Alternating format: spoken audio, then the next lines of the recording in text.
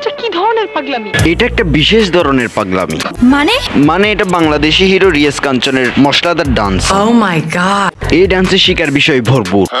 শোনা যায় পৃথিবী বিখ্যাত ডান্সার মাইকেল জ্যাকসনও এই বাংলাদেশি হিরো রিয়াজ কাঞ্চন থেকে অনুপ্রেরিত হয়ে তারপরে ডান্সের স্টেপ শিখেছেন।